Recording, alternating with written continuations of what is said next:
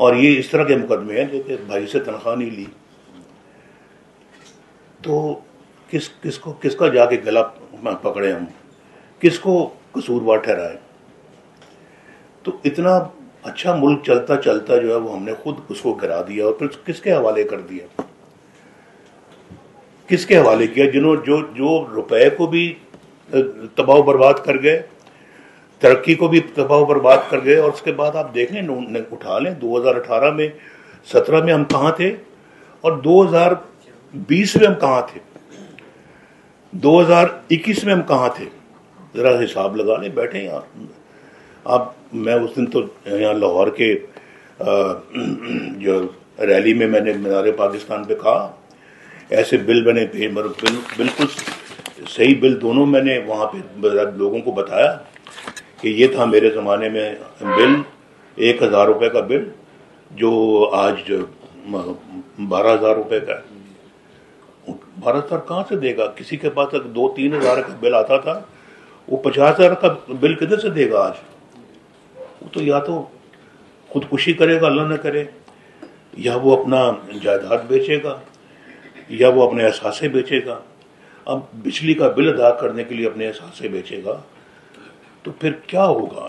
یہ قوم کدھر جائے گی؟ 130 کروڑ روپے 30 کروڑ کی آبادی والا ملک جو ہے وہ آج ہم سے کہیں آگے چلا گیا، ہم سے پیچھے تھا۔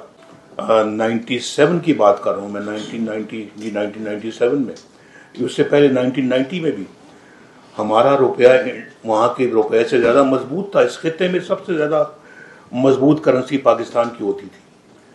آج سب سے زیادہ جو ہے وہ جو سستی جو کرنسی ہے وہ پاکستان روپیہ ہے، جو بالکل مٹی میں ملا دیا گیا۔ کیسے ترقی کریں گے آپ جہاں روپیہ جو ہے وہ ڈالر یہاں پہ 250 روپے کا ہوگا؟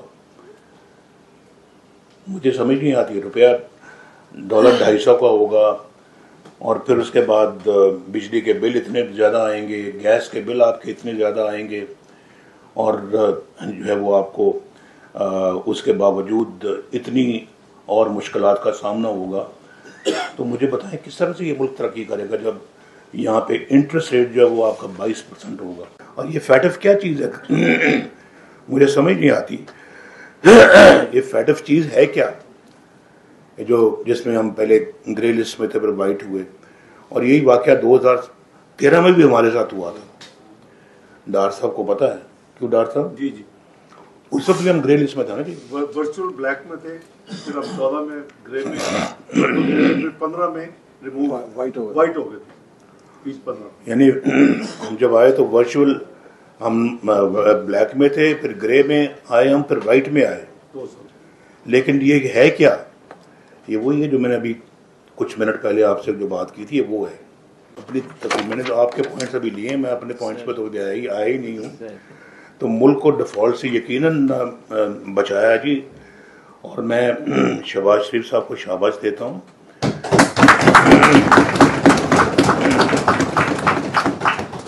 ڈار صاحب بھی ان کی ٹیم کے ایک ممبر تھے، بڑے امپورٹنٹ، یہ اپنے فعال ممبر تھے، یہ بیٹھے ہیں اپنا، ہم یہ بھی اس کے ممبر تھے، اپنا خرم دستگیر صاحب بھی، اور مریم اورنگزیب بھی ممبر تھیں۔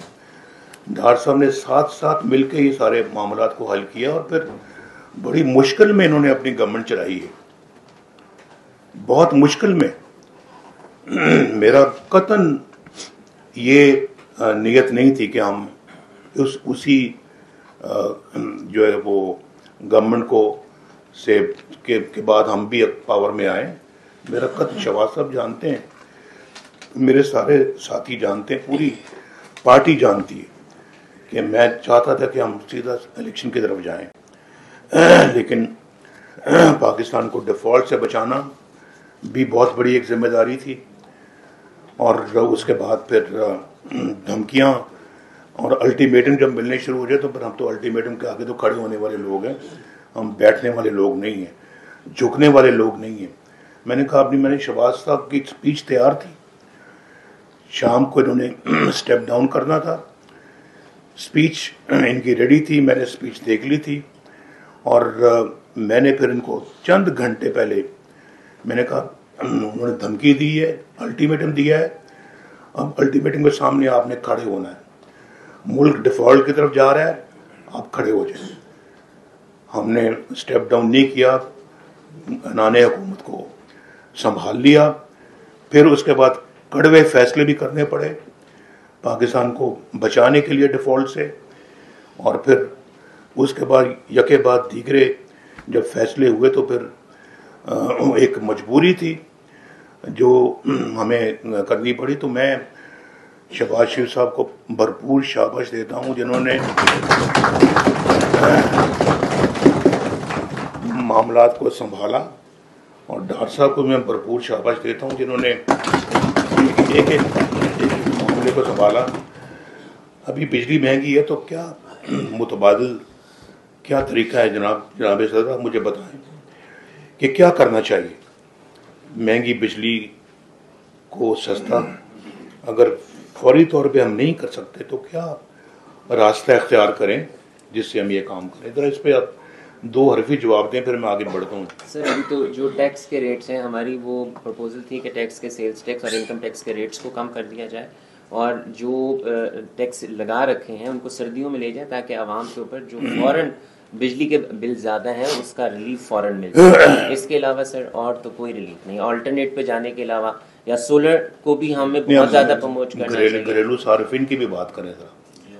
سر جی بالکل, ہمیں ان کے لیے کچھ یونٹس کی رکھنی چاہیے کہ پرسنٹیج کے کتنے یونٹس تک انہیں ہمیں کنسیشنری ریٹس کے اوپر یونٹس دینے چاہیے, کیونکہ عوام کی جتنی مہنگائی ہو گئی ہے سر, سفید پوش عوام کا زندگی گزارنا اس وقت بہت مشکل ہو گیا ہے. ہمیں ان کے لیے سب سے پہلے کچھ کرنا چاہیے, کیونکہ الٹیمیٹلی انڈسٹری اور باقی کے جو مسائل ہیں وہ تو ہیں, لیکن سفید پوش عوام کو اس وقت ہمیں سب سے پہلے پروٹیکٹ کرنا چاہیے.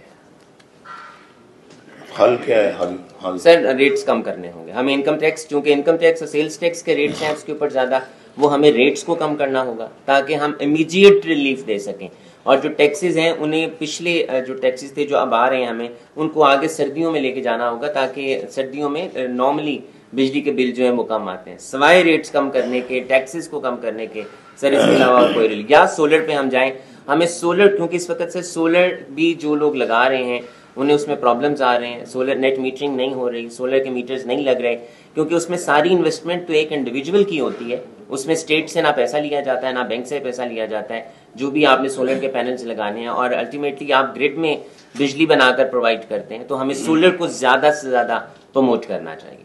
باقی بھی اپنے ساتھیوں کو یہ کہوں گا کہ اس کے بارے میں بہت سیریسلی سوچیں آپ کہ اس مسئلے کو ہم نے پرائرٹی پہ, اگر ہم پاور میں آتے ہیں, اگر ہم الیکشن میں کامیاب ہوتے ہیں, اور اگر ہم اپنا اللہ تعالیٰ ہمیں موقع دیتا ہے دوبارہ, تو پھر اس کو ہمیں ٹاپ پرائرٹی بیسس کے اوپر اس مسئلے کو حل کرنا ہوگا. اس کے حل کیے بغیر ہم جو ہے نا وہ غریبوں کا تو خاص طور پہ غریبوں کا مسئلہ حل نہیں کر سکتے, اپنی بزنس کمیونٹی کو جو ہے نا وہ اور انڈسٹری کو ہم صحیح طرح چلا نہیں پائیں گے. یہ ہے یہ جو لائن لاسز ہیں, جو اوور ہیڈز ہیں, وہ ہماری اپنی کوتاہیوں کی وجہ سے ہے. اس کا بوجھ ہم عوام پہ ڈالتے ہیں اور ان سے ریکور کرتے ہیں. یہ بات بالکل صحیح ہے آپ کی. اکنامک ریفارمز آرڈر کی ہم نے میں جو بات کر رہا تھا, اس میں پرائیویٹائزیشن بھی ایک بہت بڑا ایلیمنٹ تھا جو ہمارا, جو میں آپ سے کہہ نہیں سکا. یہ ہم ہی ہیں جنہوں نے آ کے پاکستان کے بینکوں کو پرائیویٹائز کیا. ہم ہی ہیں جنہوں نے پرائیویٹ بینکس کو آ کے اجازت دی کہ آپ بھی آئیں اور کام کریں. ہم ہی ہیں جنہوں نے بڑی بڑی چیزوں کو پرائیویٹائز کیا, انشورنس کمپنیز کو پرائیویٹائز کیا. اور پھر آپ کی کمیونٹی کے کئی لوگ بینکوں کے مالک ہیں, وہ اس زمانے کے مالک ہیں جب ہم نے پرائیویٹائزیشن شروع کی تھی.